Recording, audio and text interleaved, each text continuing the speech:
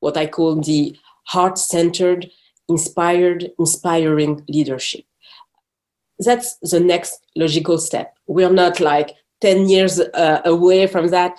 That's present. That's coming. Some leaders are trying and beginning to realize that they have to go back to their heart and so to their soul and lead from this part of them.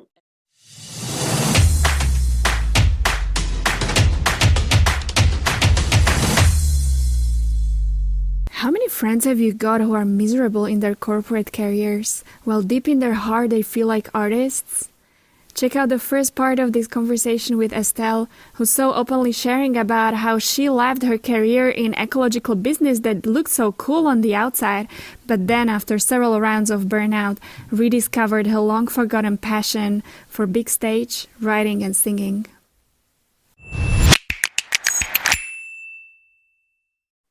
I'm wondering about the power of motherhood on this journey. You're a mom, you have a daughter, and these kind of life experiences are obviously taking all our inner challenges to the next level. So I'm wondering, what was the role of your motherhood in this journey that you've been through these past years? And also, how are you going about making sure that you don't create the stories in the life of your daughter? Because sometimes, when we're super conscious, we try to help them so much that it can, swing to the other extreme by, again, just projecting just a different quality of expectations on the kids, although they may be coming from a more conscious space, but it's still just projecting, right? So I'm wondering, talk to us about your parenting journey. Yeah. Well, the first thing I would say that for me, becoming a mother was a path to unconditional love, really. Through all the practices I embodied while being pregnant, I learned to listen to my body, even though it was not enough, but it was a first step. And then when my daughter was born, I was just like, I want to love anyone on earth just like I'm loving her, because it was so powerful. I can't explain it. It's, of course, beyond words. It was unconditional love, and it is, and it still is. And I want it to be like that, like forever. And really, it's not a pressure I put on myself, but it's a wish I have for myself to be able to look at anyone in the world just like I'm looking at my daughter. And that was the path to unconditional love, really, and to accept to embody it on stage. When I go on stage, I'm loving anyone in the audience just like they were part of my soul, or my, they are part of my soul. Otherwise, they wouldn't be here. But really, that was this door, this gateway that she opened into my heart, and I'm so grateful for that.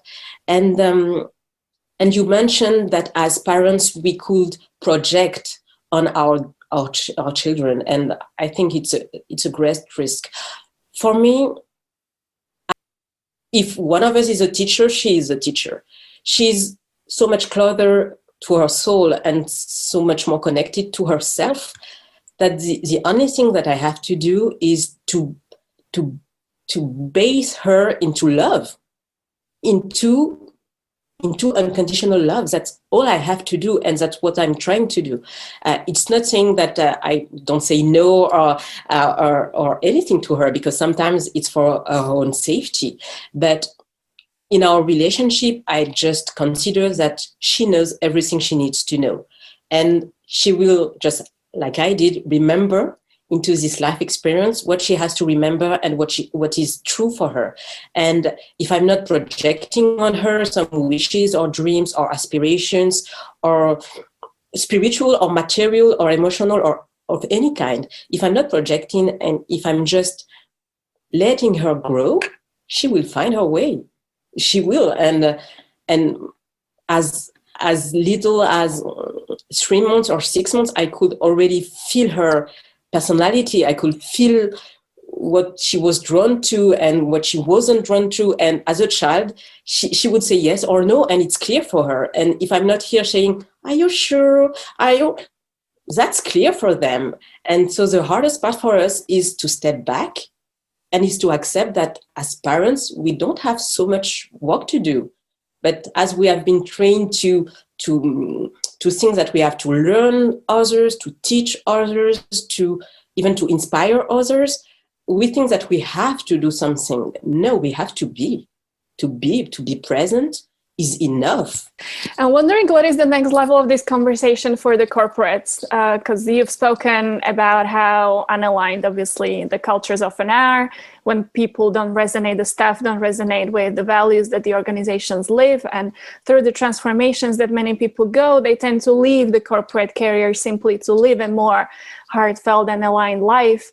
I'm wondering, what is your thoughts on how this transformation, this revolution, whatever you call it, can be brought into the corporate spaces? Because it's definitely not a solution to let the talent go and everybody set up your own businesses. For some organizations, we just need them. Like the public sector that I'm a part of for so many years, we just have to make sure that the organizations transform into organisms that are welcoming and can allow the best talents out there flourish and feel joyful and happy and aligned. How do you feel this kind of thinking can be brought into these massive organizations at this stage? Your question is very interesting and perfect. I feel lucky now because having had this burnt out into focusing on music, I listened back to my heart and I realized that I had to also honor my business part. And as you say, it's not a solution for us to leave the corporate world or the organizational world. It's sometimes something we need at a special point in our life. But I think that one of the gifts that we as a collective are going to do is that we are going to shift and then come back little by little into these organizations, into this company, not always as employees, but we will come back because they need us to bring something new. And if we all go away, nothing will change. Okay, and so now I feel lucky to have embodied these two parts of myself, being this business consultant and this artist. I really think that I needed to have this balance, and so as a business consultant, what I see now is that there is two kind of energies that you can work on to help these companies and organizations change from within. First, of course, is what you can do just inside yourself, becoming the leader of yourself, of your life, of what I call your vibration, meaning your state of being aware of what you vibrate, what you feel, what you think, and how you act in order to change just around you, just your everyday actions, your everyday life, and so work environment too. So for me, that's the first level on which every one of us can act. We are all leaders of our own lives, and when we embody these truths, then our environment is changing, and people around you are changing because you're not the same. And they are a mirror, a reflection of who you are. So for me, that's the easiest part of the way, and that's so marvelous because you are going to discover so many things on yourself doing this inner work. So that's the first part. And so you can do that still being in a company, even if you're not fulfilled anymore or not totally fulfilled. You can do that wherever you are. And I really encourage anyone to do it because, once again, even if you leave, you will bring yourself with you. So you better start now just being the one you want to be. That's the first part. And the other part that is more collective and global is to, of course, realize that business leaders, but also politicians, leaders, have to change too. It's very hard when you try to change from the bottom to up. It's possible, but it's hard and you feel lonely. For me, something very efficient, productive, that will arise soon is leaders becoming to realize that they want to embody another kind of leadership, what I call the heart-centered, inspiring leadership. That's the next logical step. We're not like 10 years away from that.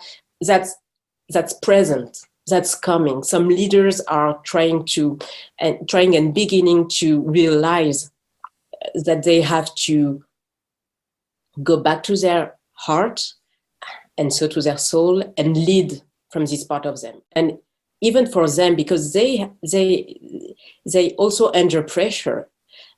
So even for them, it's a gift to realize it and to change the way they are working and they are managing and they are inspiring and leading. And then when a leader does that, then the inspiration and meaning and purpose just reigns on the company, on the organization, and everything shifts even faster. So I would say that there is two energies: the leaders one and the self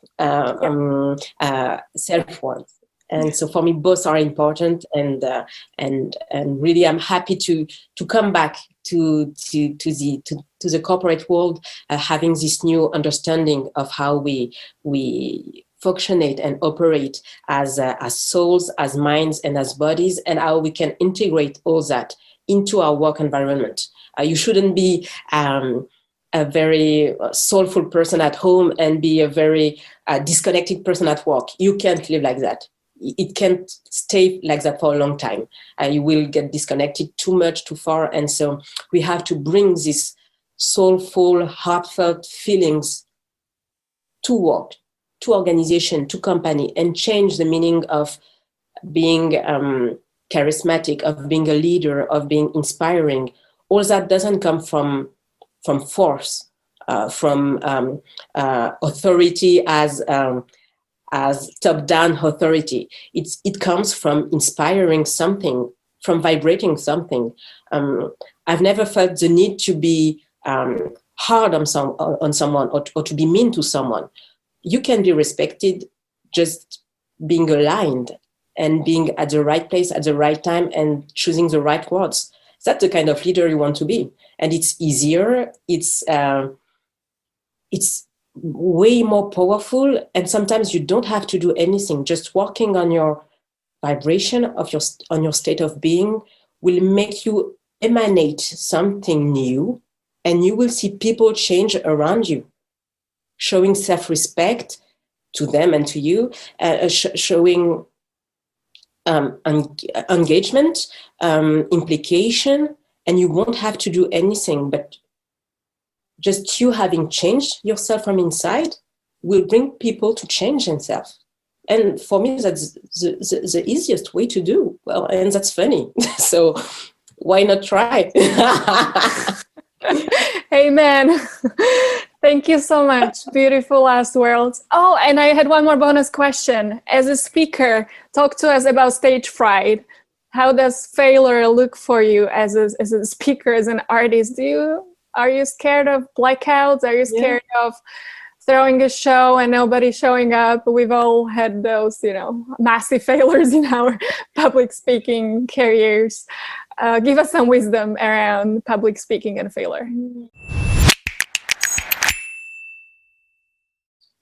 If you're curious to explore more about the concept of failure, public speaking, embracing your voice, and obviously preparing properly from a perspective of TED Talk coach, then check out the series of interviews that we did with Rose Bloomfield, who's a Silicon Valley Hollywood hybrid turned TED Talk coach. So she's got some super valuable insights to share.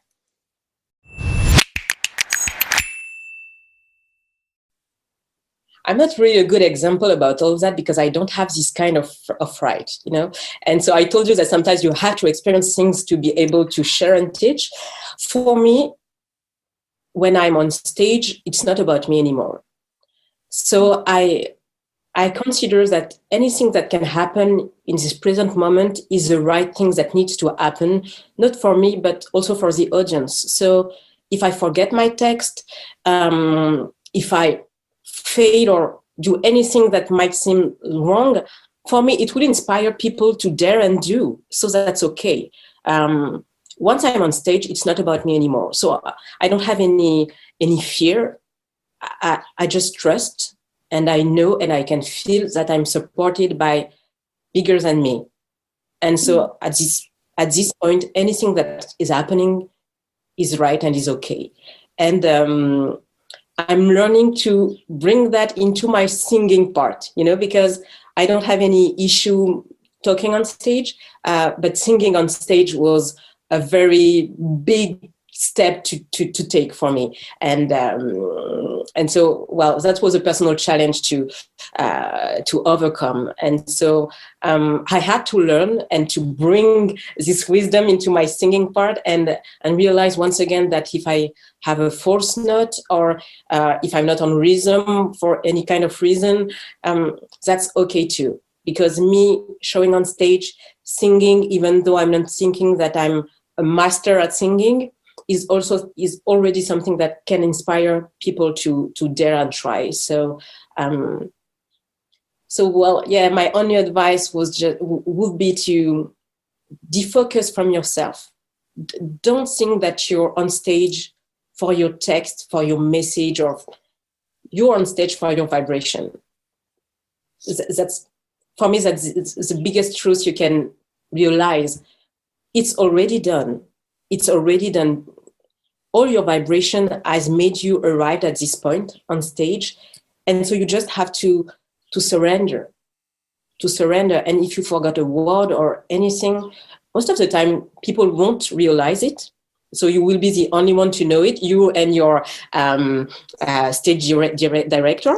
So first, we have to realize that most of the time we are hard on ourselves, but other people just don't know what we are talking about. Sometimes I'm singing and I'm just like, oh, this note was not right. And people just say, I'm not I'm not hearing what you hear.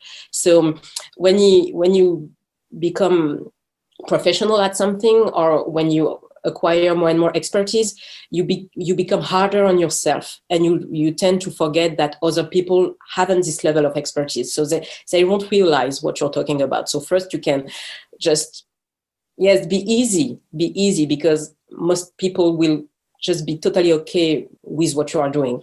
But if by any chance you would so publicly fail that your audience will realize that you are lost or confused, or that what you say is not making any sense, that's a gift you're making to them, because one or two people in the audience will just say to themselves, she's doing it even though it's not perfect. And if they know me, they will know that I'm a perfectionist. So it will be even more powerful for them to realize that done, we know it, done is better than perfect. And so you might inspire people to take the stage too. And that's what I did with my first show. Well, I know now 3 people that decided to go on stage too after that. That's, for me, that was wonderful. And that was just way above what I had expected. So be yourself, love yourself, dare to try and fail. You will inspire others. And we're just here to live and enjoy and play. We shouldn't think that it's serious. Sometimes I like to, I did that before the show to dezoom, from where you are to earth, and to feeling just as if you were on a star.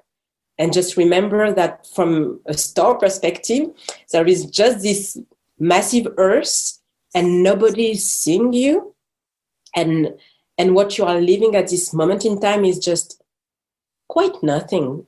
Let's say it, quite nothing, Sometimes we're too significant about ourselves, yes. Yeah, and we should be when we are trying to reconnect to ourselves, because sometimes we really forget to reconnect to ourselves. But then to dezoom and to remember that the Earth is spinning in its orbit, and it won't stop because I fell on stage. Everything is okay. Beautiful. And I won't die. And the worst thing I can live is an emotion. the worst thing I can live is feeling shameful. And I think that I can live with that. Maybe even not 1 week. Maybe I will feel bad 1 hour, and then I will meditate, and then I will read one of the inspiring book I love. And I know that I will be lucky enough to discover something about myself, feel inspired, and see that this shameful experience was a gift once again, because it's always is. So it's funny how it keeps on coming back to the same concepts. I did an interview recently now with Sophia, a sports coach, who shared about courage and embracing the shamelessness, becoming shameless in how brave we are in pursuing our message. And so I feel that your talk today was also so powerful in inviting us to embrace that unconditional love and bravery in pursuing the inner calling of our soul. So thank you so much for that, and all the best on your journey. Thank you. Sorry, I was in French. Merci. Merci. So are you looking differently at failure now? I feel it's been a beautiful series of conversations where we went through art, sports, pregnancy, parenting, public speaking, all kinds of situations that life teaches us to embrace as success or failure. Check out all the links in the descriptions to the other parts of this series. I'll be looking forward to your comments and likes, and share it with whoever in your surroundings might be tortured a little bit by the mainstream perception of success. This might be a little bit of a liberation for them. And obviously click on the subscribe and follow buttons depending on where you're listening to this, either Lucia Kleszczyńcowa on YouTube or Lights in Europe on all podcast channels. I'll be looking forward to our interaction next time there's another series coming up.